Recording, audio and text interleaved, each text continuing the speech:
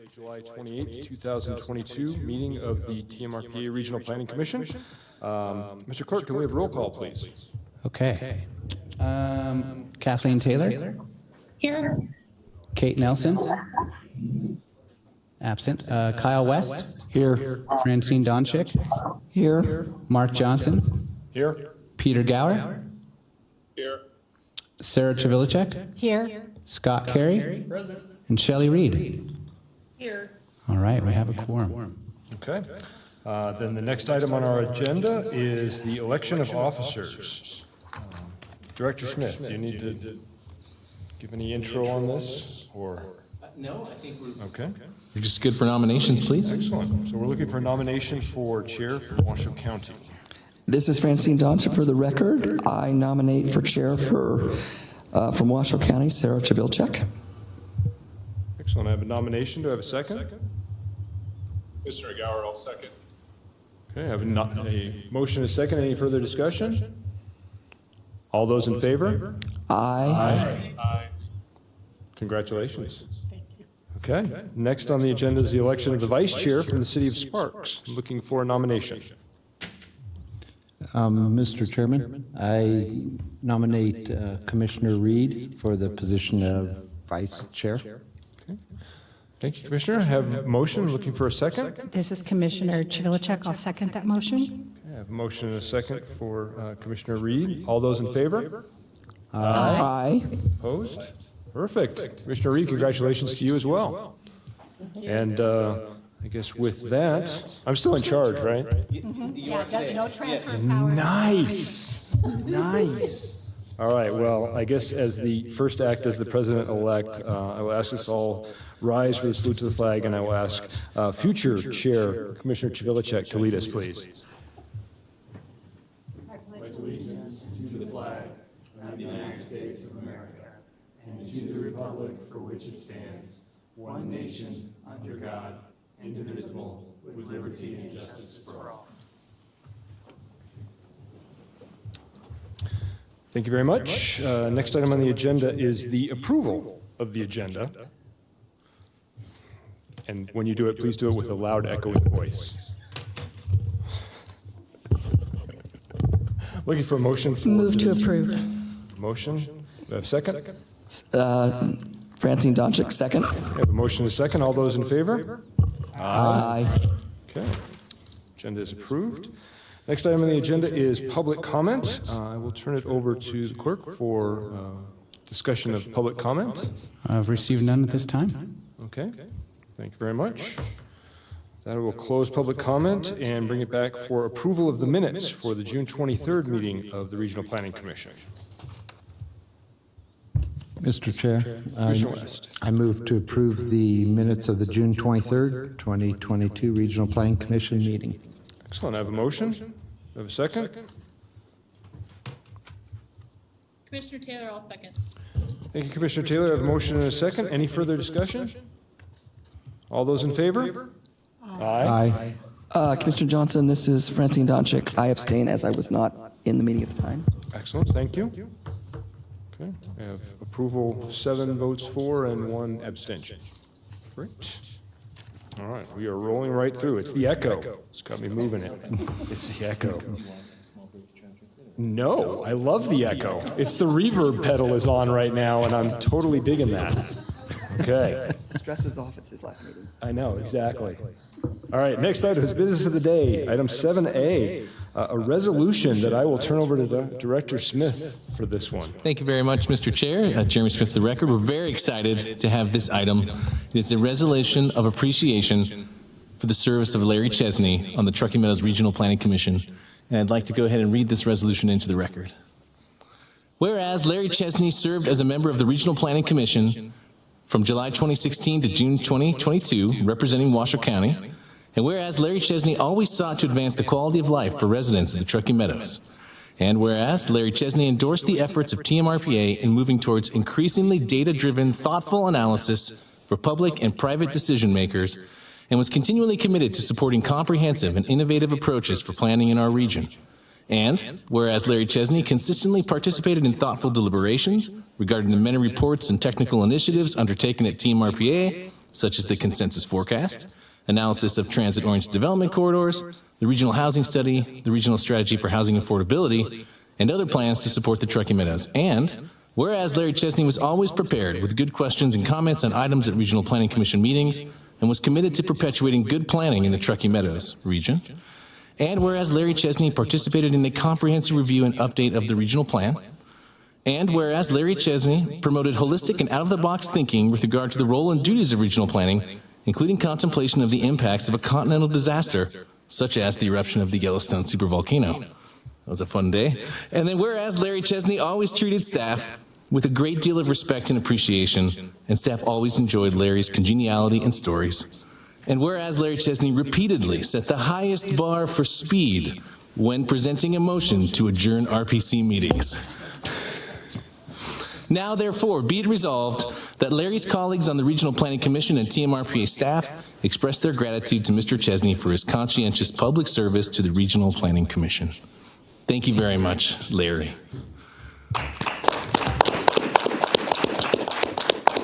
Can we make sure his mic has reverb too? Thank you. I'm not going to make a motion to adjourn, I promise. I want to thank all of you. It's been a pleasure to serve on this commission. It's been just absolutely wonderful, a great group of people.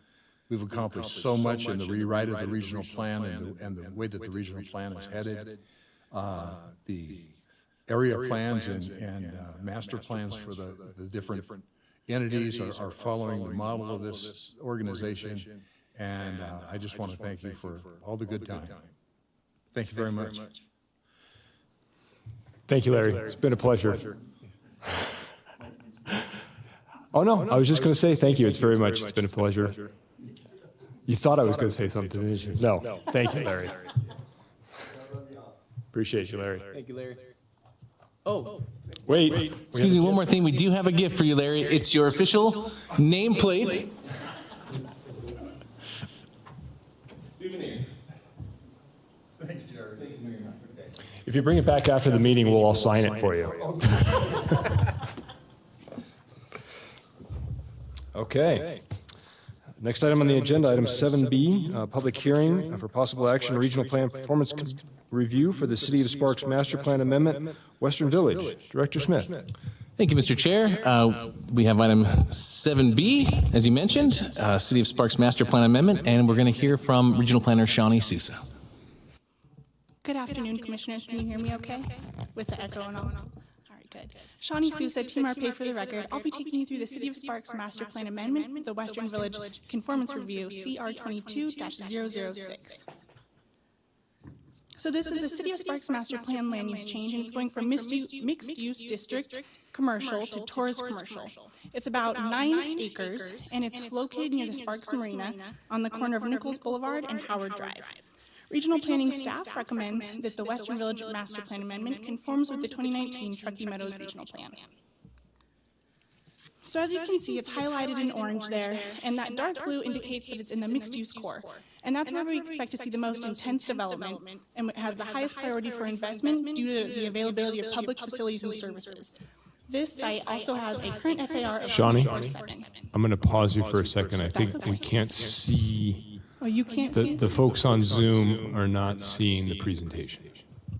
So we're going to take a brief moment. We've got apologies. There we go. We do this every time, but it's a little different today. Today's special. I helped, so. Oh, no, it's fine. You brought the reverb. I'm liking that. Thank you.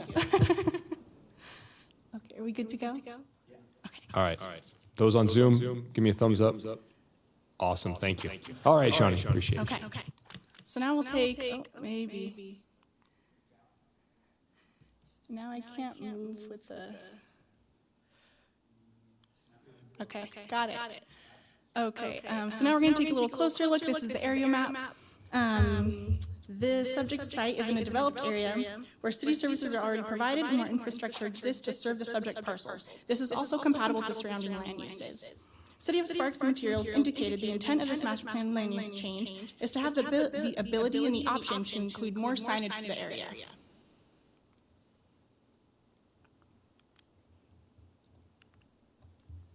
Policy RC9 of the 2019 Regional Plan identifies 5 factors that the RPC must consider when evaluating conformance. These are listed on the slide for you. I've touched on a couple of the points, but I'm going to go into each one for you.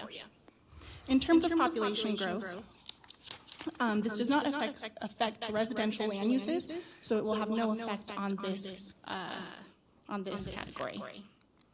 In terms of regional form, the mixed-use core regional land designation is the first in the priority hierarchy of the regional plan, and the tourist commercial land use conforms with the requirements of this tier.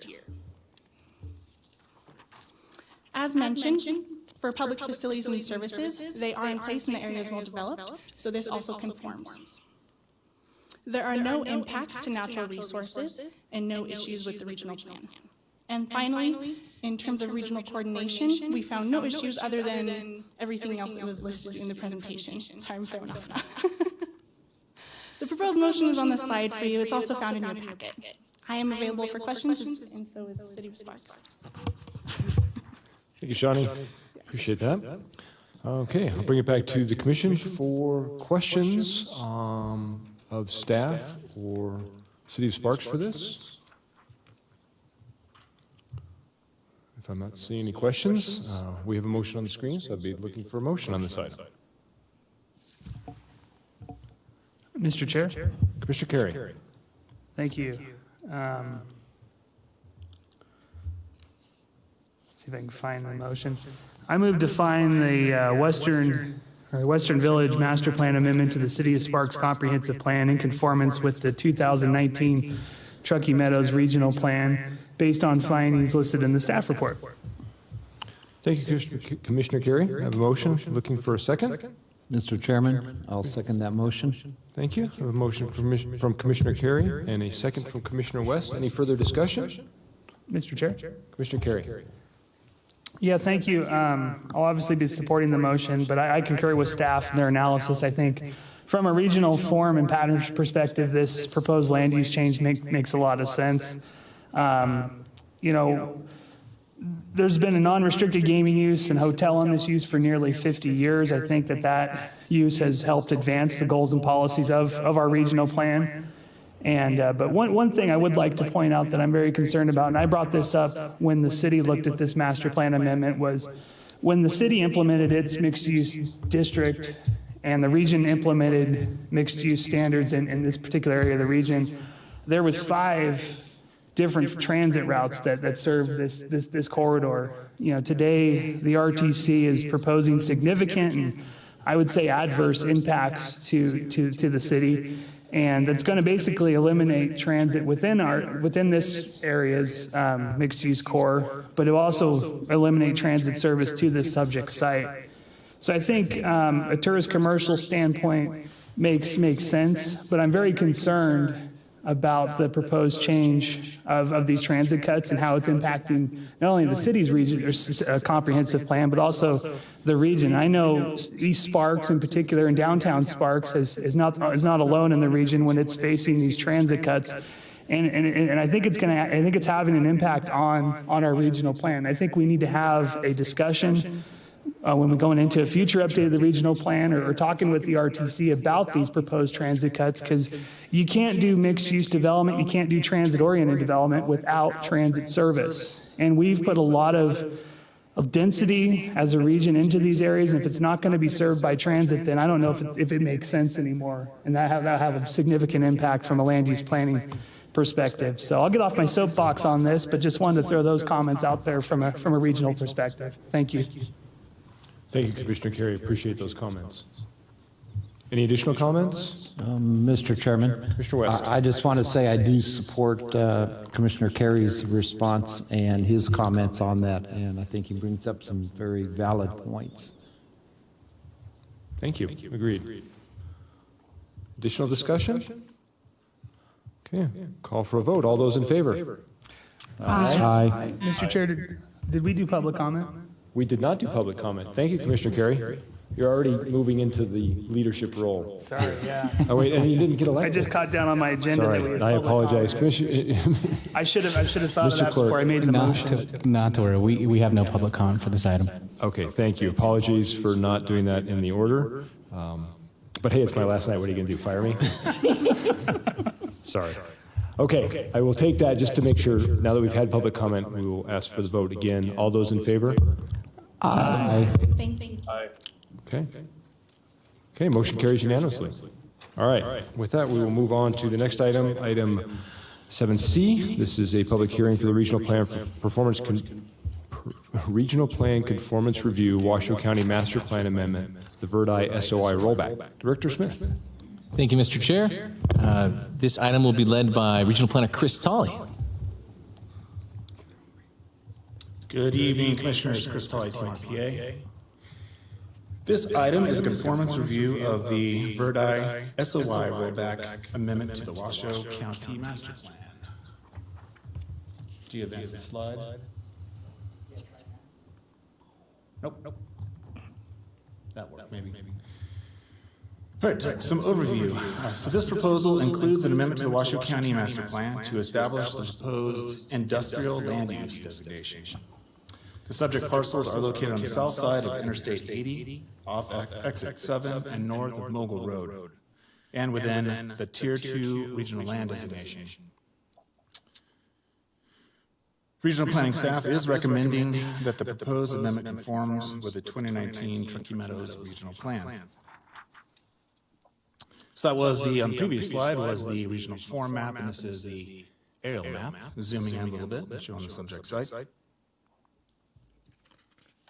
And then a little background. So this overall project contained two distinct components and was originally requested by the city of Reno. The first part included a regional plan amendment and conformance review to remove the subject site from the city of Reno's sphere of influence and to remove the mixed employment land use from the subject property. Both were approved by the Regional Planning Governing Board and Regional Planning Commission. The Master Plan Amendment conformance review portion of the preceding cases analyzed the establishment of the corresponding Washoe County Master Plan land use designation or designated in Table 3.3 of the 2019 Truckee Meadows Regional Plan as commercial. Part 2 of this overall project includes a proposal, as noted tonight, by Washoe County to designate the subject site industrial. So while Part 1 of this entire process considered the establishment of the commercial land use by Washoe County, they are not required to adhere strictly to Table 3.3 of the Regional Plan, and have elected to propose the industrial land use based off the historical designation and zoning. And finally, Regional Planning staff recognizes that this entire process, considering Part 1 and Part 2, is not the most efficient, and we are exploring potential remedies for future instances of SOI rollback.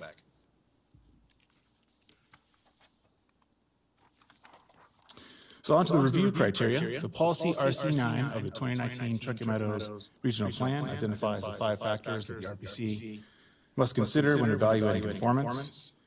So this request includes no increase in residential density and thus will not change projected housing capacities. The subject site is located in Tier 2 of the Truckee Meadows service area. And additionally, the subject site has been planned for non-residential uses for several decades, and no impacts to regional form are anticipated. Given that this proposal does not include an intensification of land use, existing facilities and services are adequate. And then regarding natural resources, there is a very small amount of DCA on the subject site, and the parcels will be subject to the Washoe County Master Plan and Development Code for future development of the site. And then, one more click forward. And then here is the neighborhood map showing the development constraints area, and actually the subject site layer of this covers up the small little portions of DCA that are on the subject site. Next slide, please.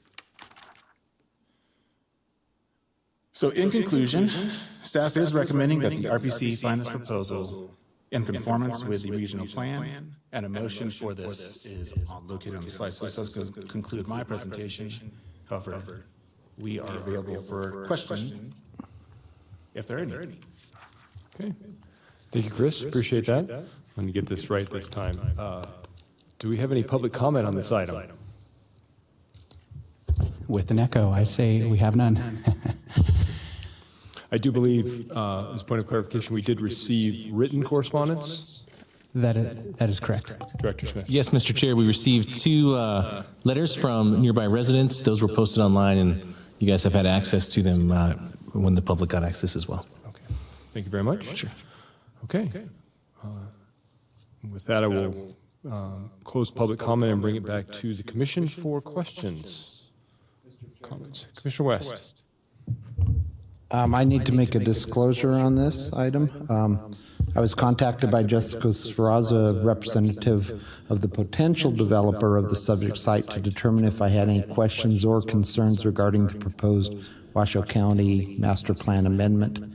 I did not have any questions for her. Thank you, Commissioner. Any additional disclosures from this body? This is Commissioner Reed. I also had contact from Jessica Sferraza regarding the future development, and I did not have any questions for her at that time. Thank you, Commissioner Reed. And Commissioner Johnson, I was reached out to same contact from Representative Garrett Gordon, and again, had no questions in that correspondence. Okay. Mr. Chairman, Commissioner Gower, I also spoke with Jessica. Thank you. Thank you, Commissioner Gower. Okay. Commissioners, any questions on this item? Commissioner West. Oh, sorry. I saw the hand. Discussion?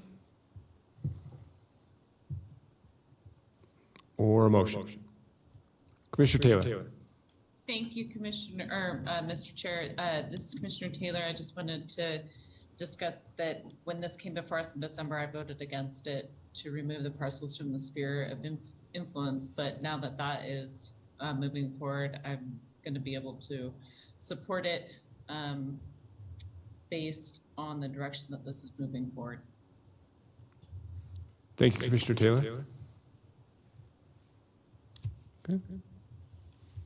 Mr. Chairman, I'm ready to provide a motion. Commissioner West.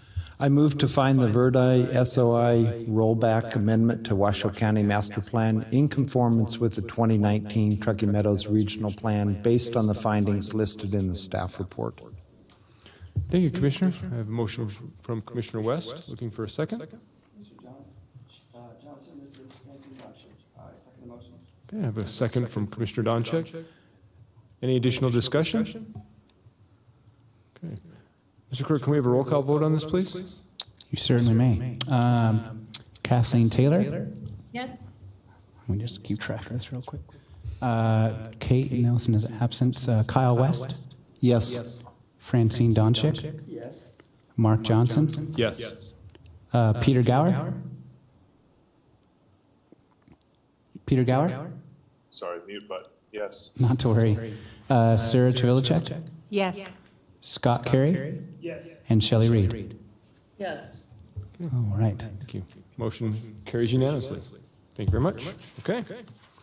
Moving on to the next item on our agenda, item 7D, for possible action, presentation and possible approval on the 2021 Truckee Meadows Annual Report. Director Smith. Thank you, Mr. Chair. We're excited to unveil the 2021 Truckee Meadows Annual Report and website. We're going to have a joint presentation from regional planners, Chris Tolley and Shawnee Sousa for this one. Good evening, Commissioners. Again, Chris Tolley, Team RPA. Thank you, Director Smith, for introducing me. And yes, I think we're all pretty excited to put this out there and to be done with it for a little bit until we start meeting with the jurisdictions again shortly so that we can discuss components of it. So we'll start by going a little over the overview. Hope this is going to work. Nope. Forward, please. All right, the annual reporting process was created by state law and is also reflected in the 2019 Truckee Meadows Regional Plan. NRS requires that each local government and affected entity prepare and submit a complete report to to the Regional Planning Commission and Regional Planning Governing Board by April 1st of each year. And we have, over the last 2 cycles, we've somewhat relaxed that so that we can focus on getting quality capital improvement plan data and other, I guess, part of that was also COVID, but, and the goal of this is to track how the region is performing in relation to the vision and goals of the regional plan, and then work relating to the plan that is proposed for the next calendar year, so a forward look, and then the CIP annual submittal. And that is something that was historically done as more of an aside to the reports, but now we are focusing on that together with a public improvement plan effort that will be kicking off shortly. And then finally, the TMAR is truly a team effort with all of us, each 5 of us, taking on a portion from the kind of administrative side to the creation of the website, to logging land use changes that happen, and the amount of residential versus or the other types that change. And I'm probably missing something in there, but we all are taking on a portion of it. Next slide, please.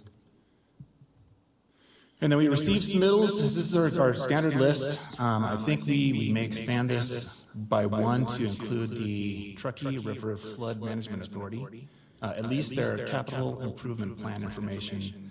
And that we are still waiting on the home consortium, and that may have arrived. I haven't checked my email, but hopefully it's there. So, next slide, please. So the capital improvement plan data. So we emphasize this through the 2020 cycle, and we met with the jurisdictions to show them, or to basically discuss with them what we were looking for, and then we gave them an Excel spreadsheet with some fields and asked them to fill it out.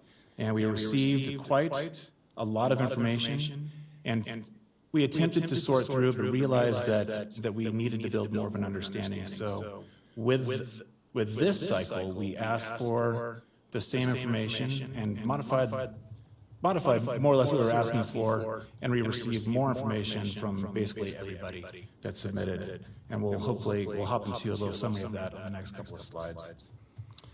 And then we're going to use the CIP data as part of the PIP effort also. So that we'll have hopefully the location of improvements and then a summary of spending by the 5 service domains we have identified in the regional plan. And then more work must be done, always. But in terms of understanding, I think have arrived and looking at the spending is that we dove in pretty far last year and got to a good level of understanding, and then even greater understanding, but that led to another set of questions in terms of trying to understand the spending by our cycle, the annual reporting cycle, which is calendar year versus fiscal year, and to possibly make modifications moving forward to how we ask for that information in order to not be a burden to the jurisdictions, and then provide the best value, I guess, to the members of the public. So more work to be done. Next slide, please. So here it is, the spending. So what we've done is and I guess you can't really see the top of it, but the water sum, wastewater sum, stormwater sum, transportation sum, and then we separated out the school facilities sum because it was such a large figure. And there's a fair amount of nuance that we're hoping to tease out in terms of the spending, but this is really going to be a combination of both calendar year accounting and then fiscal year, because we just didn't have the capacity to really break those. We didn't have that understanding, and hopefully that'll be built in for next year. So we can look at this a little bit, or we can look at the chart on the next page. Next slide. Next slide, please. So 2020 spending we're showing is 391, almost 392 million. That's reported to us, and I don't think that's necessarily the full. But that's everything that we received, basically. And then 2021, 665, almost 666 million in terms of total spending. And we believe that the primary difference between the 2020 and 2021 is the HUG High School in terms of that spending. And what the one component of this that we are hoping to tease out is basically to understand the full cost of the project and then how that breaks down on an annual basis. So we may not be able to get to the level of detail of understanding the actual dollars spent in any given year, But if we understand the full term of the project and then how that spending breaks down over time, then that would be a more accurate way to report the total spending. But this is basically what we received in terms of information. So, for the 2020 cycle, I think we had said that we received 280 odd, I guess, lines, basically fields, not fields, but records in Excel information, and that was close to 9 billion. We didn't capture that for what it is this year, but obviously the total value has gone up. So this is what we've arrived at, and hopefully by next year we will have. This is why we're setting up meetings even earlier, and we've been moving the schedule ahead incrementally. But to be able to tease out the information to provide the valuable reporting function and the TMAR. Yeah. Thanks, Chris. I think great job. And I just want to point out that you can see on these pie charts that in the information that we've been able to put together, school spending is the biggest expenditure in both of these years. And then you can see a big chunk, the dark blue is wastewater. The tiny sliver, I believe, correct me if I'm wrong, Chris, is water.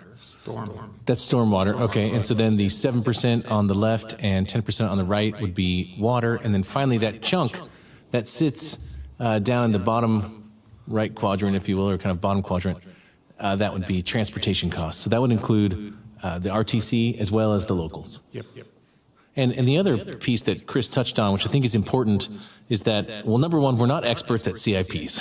So we are really trying to learn how to put this information together. But we also, as Chris mentioned, do not want to be some repetitive burden on the jurisdictions constantly asking for this information. So what we're really trying to do is learn how each jurisdiction and affected entity presents their CIP, which is already required. It's a process they're already doing.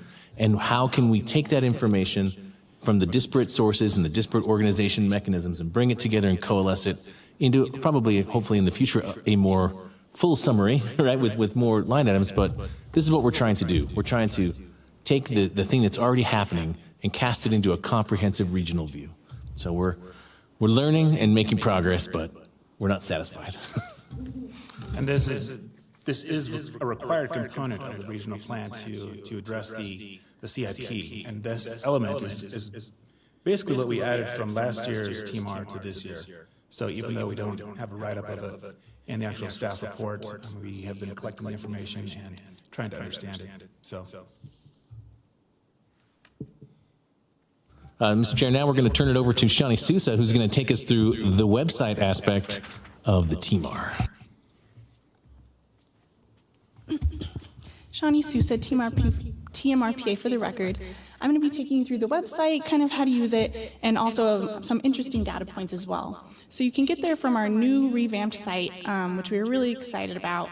And we also used a new software this year called Infogram to create our graphics. And last year we had them, and they were mostly interactive, but this year they're all fully interactive, and it gives you a lot of personalization when you're trying to look at jurisdiction or tier and the specific numbers that you can look at. So within the TMAR, we have our 5 main sections: population, dwelling units, land use, employment, and then we have our summaries. We also have a subcategory under dwelling units for housing, which I'll get into a little bit later. So as you go through each section, you can take a look, and as I said, you can isolate certain numbers and areas. And so here you can see we had some growth through 2021, and if you ever just wanted to isolate the jurisdictions, you are able to do that as well. And for our average growth rate, we're near 1%. Here we have our demographic section, and last year we had a more extensive demographic section, which was its own page, really explaining the difference between ethnicity and race. And this year we're going to also do the same, but for now we have these as a kind of placeholders. But we'll create a much more lengthy definition as well with those. So here is the dwelling units. On the left, you can see that you can analyze it by jurisdiction. As I said, you can isolate that data point if you'd like. And on the right is more about tier. And what's interesting here that you can tell is the population was going up, but our dwelling units were going down. So kind of an interesting point to look at there. And then this on the left side is up about 8,000 because this is on the right is not including the Jeremy, what was it? Sorry. Thanks, Johnny. Yeah, our jurisdiction does not include the Lake Tahoe Basin or the tribal areas, and so that's the difference you're seeing between 210, 920, and 202.867. Thank you. Okay, so next, when you look a little closer at dwelling units, what's interesting here is single family will keep going up, and multifamily was originally going up, but it has now been going down, and single family we can see is increasing. So here's our housing data highlight. As you guys may know, each year we help out with the Home Consortium, and we sit on that board as well. And through that, we also do the Affordable Housing Tracker. And that originally came from the Regional Strategy for Housing Affordability. And we have a policy within our plan, it's policy PG4, that the master plans must also use that strategy. And so within that, we wanted to help out with some of the action items. And this tracker helps out with action items to maintain a centralized regional inventory of regional land and assets. And it also helps to establish a regional preservation early warning system. So this we established last year, and we're going to keep on adding to it every year. And we're hoping that with the start of this, it helps out with some of those other initiatives within the Regional Strategy for Housing Affordability. Okay, and next we're on to land use. And as you can see, single family detached on both ends is much higher than the rest. Here we have our acreage with master plan land use change since 2015. And this last year, you can see this other, and we believe that is from the, oh gosh, I had that written down. We believe it's from open space. Mr. Chairman, for the record, we think, based on remembering what we've done, that the Santerre Quilisi approval that we went through and talked through expanded open space significantly, and so we can see that other category going up, and then I guess it's residential and mixed use going down, and that's related to that. Thank you. Next, on to employment, we have the consensus forecast total jobs, which is increasing. And as you scroll down here, last year we actually had a decrease in our count of employees. And this year, it was about 14,000 of decrease during COVID. And this year we actually have an increase of around 10,000. So that's really interesting and good to see. And if you hover over any of these, you can see the numbers a little more clearly, just if you're looking at it on your own as well. Next, we have our summaries, and within each of those, we tried to condense down what everyone had sent to us, and then you can also view their submitted reports. So for each of those. And that concludes my overview. Jeremy, do you have anything you want to add? No, great job. Thank you. That was great. Just starting off, kudos on the website, both the new website and this page. Appreciated from the very beginning getting the link and being able to go down and look through it. So I think this is great, the time that's gone into it. I am interested, I guess, in the first part for Chris's presentation with the capital improvements. Curious to hear on how some of the different entities track that, whether they log it and you don't have to answer this right now, I'm just going to maybe throw this out there, but in terms of the idea of, are they counting it for the year that the contract was signed, or the year, like in the case of Hug High School that's been under construction for 2 years, where does it fall in? Because I think that's, in my mind, the easiest way to track it is when the money is committed. But the second thing that I would say with respect to this, and I think maybe looking at this tied into the website as we're moving forward, I would like to see, it's interesting how when we look at some of those percentages changing, because the overall total is so much different. I was looking at the 3% to the 1% for stormwater. I suspect that actually the stormwater spending may have gone up from 2020 to 2021, but because the overall was so much larger, you don't really get a sense of that. So I think in terms of presentation, it would be good to understand that even though the percentage of overall spending has gone down, the actual spending may be equal to or increased. So I think that's the hard part with the pie chart. So I think in looking at it from maybe some of the other values that we're doing with the web page. So those are my 2 comments on that. Or I can run through it, but no, again, that was what I was looking at. So I will jump back and open it up to comments from the rest of the commissioners. Commissioner Carey. Thank you, Mr. Chair. I had two questions, and forgive me, I'm getting a little confused about the purpose of this report, and I agree with your comments, Mr. Chair. I think the website's awesome. I really enjoyed being able to find all the different entity reports in one place and thumb through them. So I think it's a great compilation of all the reports and what everybody's doing. I like the exercise. We do this in Sparks with our annual report. We look at the CIP and how it meets our comprehensive policies. And I was kind of under the assumption that this exercise with the annual report was kind of a similar sort of exercise, that we're kind of looking at how everyone's spending their money and how it's help advancing the goals and policies of the regional plan. And looking at the proposed action, we're just accepting the report tonight. I was wondering if you might walk me through kind of what this purpose of this report and the action tonight, and kind of how that fits in with the upcoming PIP effort. Yeah, Mr. Chair, Jeremy Smith for the record. I think great questions, and thanks for the comments on the website. We have Shawnee Sousa to thank for the beautiful website, so good job, Shawnee. These graphs, to your point, we're just showing you, and obviously now they're part of the public record, but they're not on the website because they're not fully baked. And I think ultimately we do want to do what Commissioner Carey is suggesting is in terms of our regional goals and vision, our priority hierarchy for investment. We want to be able to spatially link the location of the investments, right, to our tiers, to our regional form. That's ultimately what we're trying to do. We're just struggling to get there, I think, and really unpack how these different CIPs are created.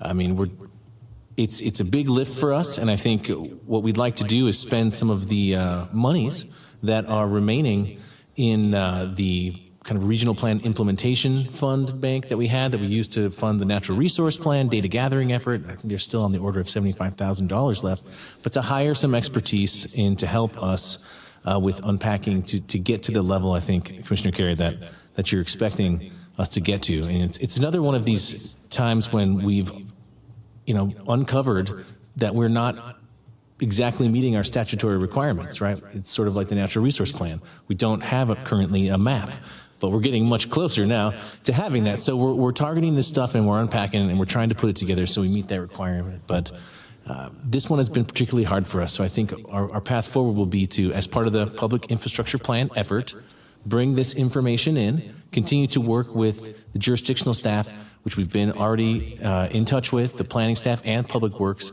to get the data, get it on a maintenance cycle, bring it in, and then try to start putting the dollars to the improvements in space. Mr. Chairman, if I may. Jessica Prunty for the record. Commissioner Carey, I thought that you might find it helpful.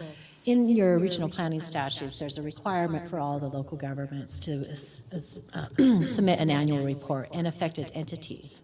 And historically, that's exactly what would happen. Once a year by April 1, these annual reports would come in, they come up to the Planning Commission, and they weren't really analyzed in any meaningful fashion. And through the update of 2019 plan, there was actually baked into the plan this concept that staff is going to actually analyze the data provided by the affected entities in the local jurisdictions and compile the annual Truckee Meadows report. So that's where the foundation for the report comes from. And then, of course, Jeremy and his team did what they did, which is pretty amazing. Yeah, thank you for that information. That is helpful to kind of wrap my head around it. Follow up, if I may, Mr. Chair. Thank you. I guess it kind of begs the question, and there's a ton of data, and I get what you're saying about trying to concise. I'm just kind of curious how, as a region, how we feel that we're doing, tying our capital improvement investments to meeting the goals and policies of the regional plan. Specifically, I'm looking at policy PF1, and I'm looking through the RTC report, and there's section B when they're talking about regional forum. They're saying the RTC supports project implementation and transit service in more densely populated areas from an efficiency and cost-effective perspective. I can tell you in many regions, one that I represent, it's the opposite. They're cutting transit in those densely areas. So I'm just kind of curious if staff has ballpark view of how we're doing as a region, tying those investments to PF1. I mean, we certainly are hoping to get there. And I think we're looking at the horizon of compiling that information, hopefully over the next year, to get a good, solid understanding. And certainly building into 2024. And I want to pull in, although I don't think we have the information with us, but Jeremy did an analysis of the RTC spending by time and location. And we presented that information, and basically, I think the majority, and it wasn't just transit. I think that was a full suite of improvements they're considering, as well as transit. But the focus was, I believe, on tier 1 and 2 in terms of their dollars, and maybe mixed-use core as well. Yeah, that's a great reminder. And we did kind of take that or bring that here last year when we did this process. And that was, the RTC does a good job with their improvements in terms of spatializing them. There's a line on a map. And so we were able to overlay the tiers and really look at the number of projects that were being proposed in all of the different timeframes of the RTP and the spending. And what we did find was that, especially in the near term, first two pieces there, that there was over 50% of the spending and projects were in either the mixed-use core or Tier 1. And so it doesn't speak to the transit piece because that really is just a fraction of the spending that the RTC does. But in terms of their improvements for roadway capacity projects, in that vein, I think we're doing very well. And they actually they work really closely with us. And in their RTP, they brought in the tiers as a mechanism that helped them to prioritize projects. And so it really did seem to be working in that sense. I just, at this time, really don't have a clear picture of the other domains. I'm sorry, Commissioner. Yeah, and we know in terms of conversations with like Tumwa that their improvements may be more focused on the outside portion of the TMSA, just based off of the existing infrastructure they have currently in the core, and also that is understood through, I believe, their rates they charge, hookup rates or the fees. But that is another piece of data that we are hoping to understand, but it may not bear out as we're tell the story that we want to tell, even though they're investing based off of the decisions that have been made. Yeah, I can add to the Tumwa story a little bit. I mean, I'm sure you're all familiar with the spatial distribution of connection fees, right? If you connect in the downtown, the connection fee is $0. But if you connect in St. James, or Montreux, it's $14,000, give or take. So that's priced that way to allow for those monies to come in to provide the necessary improvements. And so I think we're going to have to be careful. My RTC example was pretty clear and easy, which I liked. But it's not necessarily true that, the spending on the edges is bad and against the regional plan. And we're going to have to contextualize it. And I think that's why we're just slow to bring it forward, because we really want to make sure we're doing it right and not telling the wrong story. But that is the crux of why we want to know the information is, are we investing in line with our vision of the regional plan for regional form?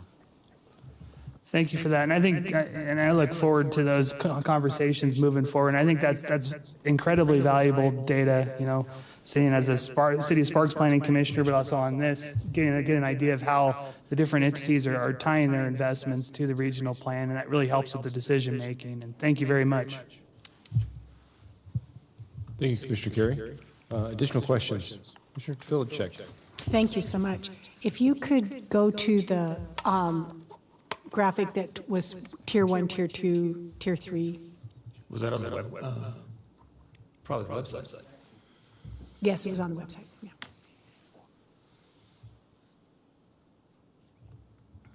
Are you interested in the dwelling units?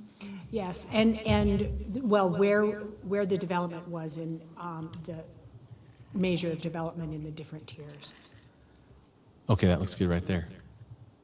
And so what jumped out at me, well, and I think when I was looking on the website, it was more of a pie chart, but I don't know, is that because we're trying to focus in, and here the color differentiation is, so the bigger bar is Tier 2, correct? That's correct. That light cyan color is Tier 2. And so this was very telling to me when in a regional planning, when we said we'd focus our efforts in Tier 1 and then go to Tier 2 and Tier 3.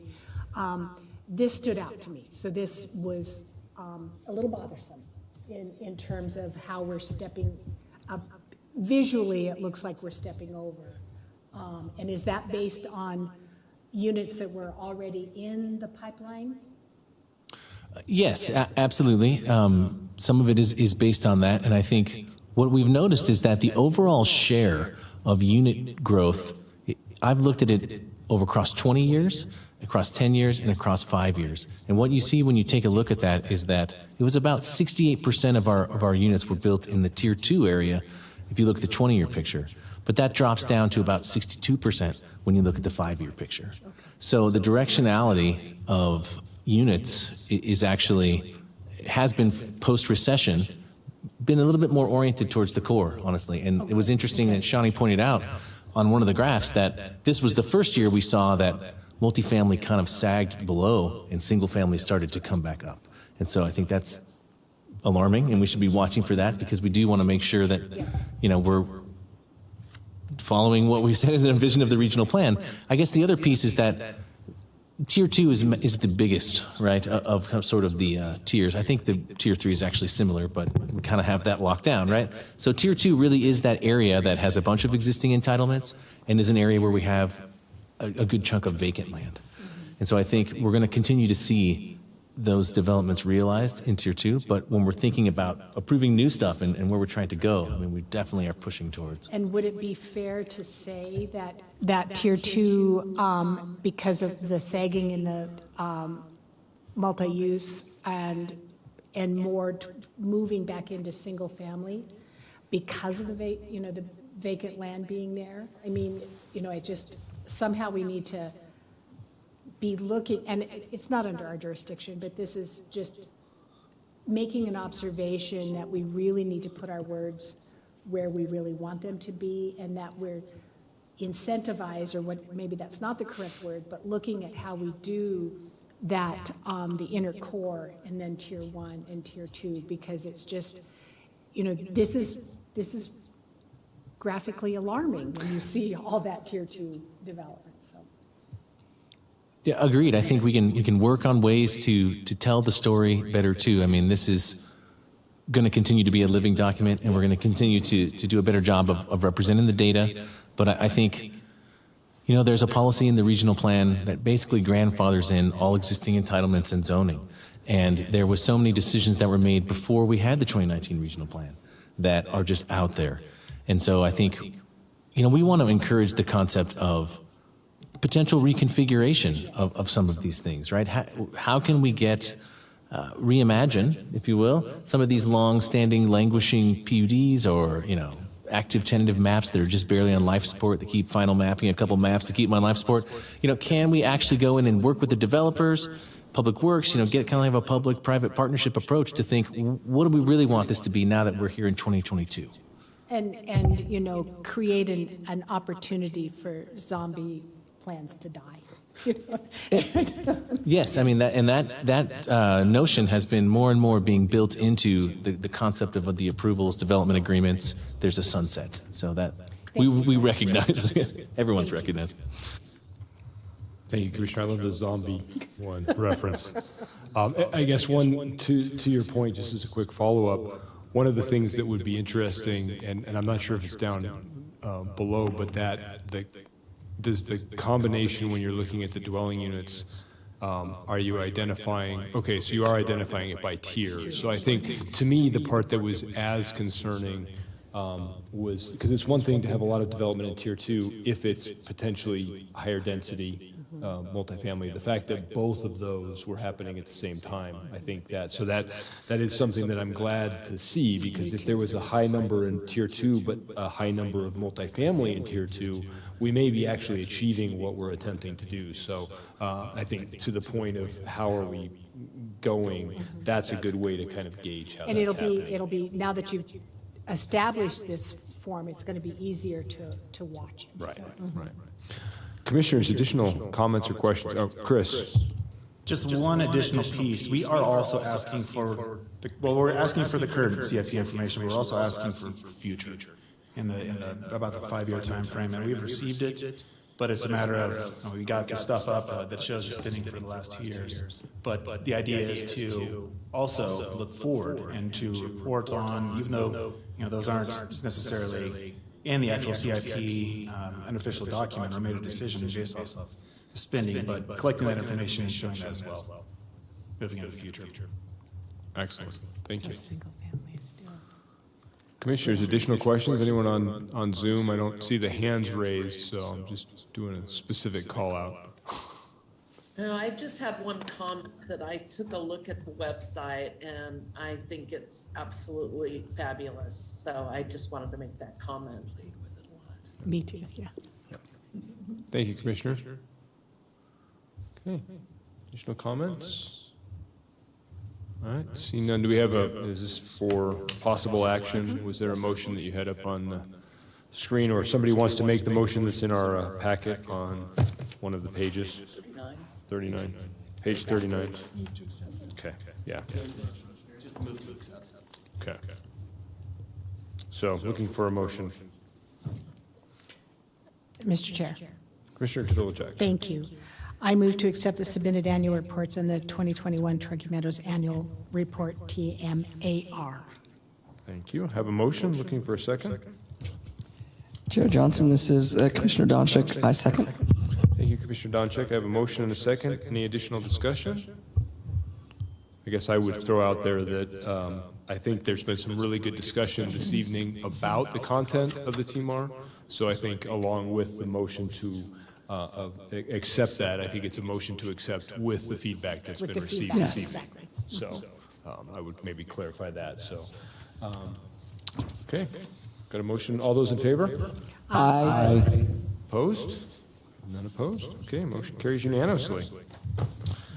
Next, item number 8, reports, members and directors' reports. Before I turn it over to Director Smith, again, I will ask if any of the members have any reports. Commissioner Carey? Thank you, Mr. Chair. Just wanted to provide an update to the commission on our continuing outreach for the Natural Resources Plan. Director Smith and I had a good opportunity earlier this month to go out to the Reno Sparks Indian Colony Tribal Council meeting in Hungry Valley. Had a very good presentation with the council and got some good direction on who to work with, specifically within the colony staff on the plants. We're very excited about that effort, and we did make a commitment to come back at a future date when we had goals and policies for the council to consider. Just wanted to throw that out there. As a potential resource for the commission and the millions watching around the world on Washoe County TV, I wanted to throw out that the 2020 Laws Related to Planning publication is now available. This is really a one-stop shop for all zoning and planning law within the state of Nevada. It's been updated with the changes that the legislature has made in the last session, and so it is available through the State Land Use Planning Agency. I think it may count towards your continuing educational credits or hours that we're required to do, but it is available and it's a great resource. If you're interested, let me know and get you a copy. Thank you. Great. Thank you, Commissioner Carey. Any additional members' reports? Okay. Director Smith, Director's report. All right. Thank you, Mr. Chair. Jeremy Smith. For the record, just want a couple things to update you on. Today, we, at lunchtime, had a meeting of the PRS Review Subcommittee. We're getting closer to being able to, we're planning to take back on August 11th to the full RPGB the recommendations of the subcommittee, and then the idea is that they will then kick it back to this body so we can do the technical work to actually update the PRS guidelines. So it is coming our way soon. Eventually it will get here, and that'll be our opportunity for you in the RPC to put your mark on those guidelines. This consensus forecast, that'll be the next thing. Our next meeting, we'll be bringing that for adoption. But before that, on August 3rd, we're going to be going to the Northern Nevada Water Planning Commission, and then I believe it's the 17th, we're going to the Western Regional Water Commission to make sure, did the check we always do every 2 years, that the population can be served with the identified sustainable water resources that have been out there in the Regional Water Management Plan. And speaking of the Regional Water Management Plan, we have already made good on our new shared work program with the Western Regional Water Commission by updating all the maps. I'm pretty sure all the maps in the Regional Water Management Plan got updated by us and presented there. So they have a new version being adopted at that WRWC meeting, and we were able to help them with the graphics. So that was kind of fun. And then we'll be able to get some money for our budget from that too. So that's even better. Following in the NR vein, we have initiated the subcommittee discussions for the category areas, and they've been really illuminating so far, and I think giving us pretty good direction on the breadth of topics in each category that we should be considering and what are the challenges and opportunities. And so our next step will be to basically do little write-up, one to 2 page write-ups, little bulleted things that try to capture all of the information we've gone over, affected agencies, data streams, challenges and opportunities. And then once we get all of that out there, we're working on a mechanism to put that on a website and allow the subcommittee members to go in there and edit, and in fact, also for RPC members to go take a look at and add comments as well. And so once we get through that, round of commenting, we'll bring those subcommittees back together, have some more talking, and then we'll go about actually writing the plan narratives. So that's kind of the order. We've done the brainstorming, almost done with that. We're going to do the initial write-up, and then we're going to do the actual write-up. So that is the plan. And then once we get through all of that, we'll be ready to start the policy implications conversation. So that is all happening. And then just another thing on NR, we're doing a bunch of outreach today. I did a presentation to a group of realtors, signature series online. And if you're interested in that presentation, I'd be happy to share it. We also did a presentation with the Northern Nevada chapter of the APA, where we went to Silver Peak and talked about the NR plan. And that was really a fun thing to do as well. I've also been learning about Pool Pact, which is a pretty cool agency that we pay for and are members of. And what I noticed in there was that they had some training, some e-learning opportunities. And so we're thinking about building those into our RPC training mechanism. And stuff that jumped out was like Robert's Rules of Order, open meeting law, that kind of a thing. And so that training is available, and it's always good to keep up on our training. Maybe we'll have Nate do one of his training segments next month. That could be kind of fun. Okay, and then finally, our next meeting will be August 25th, right here in the Washoe County Commission chambers or on the screen above. And we'll try to have the echo handled by then. Thank you very much. Thank you, Director Smith. Next item is legal counsel report. Thank you, Mr. Chair, for the last time, Chair Johnson. Jessica Prenti, nothing to report tonight. Okay, thank you. Next is Commissioner's request for future agenda items. Seeing nobody reaching towards their button, we will close that one and look at public comment. Have we received any public comments? We've received no public comment. Okay, how about written comment? No additional comments except for what we talked about earlier for the item. So no. Thank you, Director Smith. All right, item 12. I'm not sure how we're going to get through item 12. This is going to be a struggle. West to adjourn. Okay, Commissioner West stepping up. I have a motion. I'll second my colleague. Thank Commissioner, the City of Sparks stepping up. I have a motion and a second. All those in favor? Aye. Motion adjourned. Woo.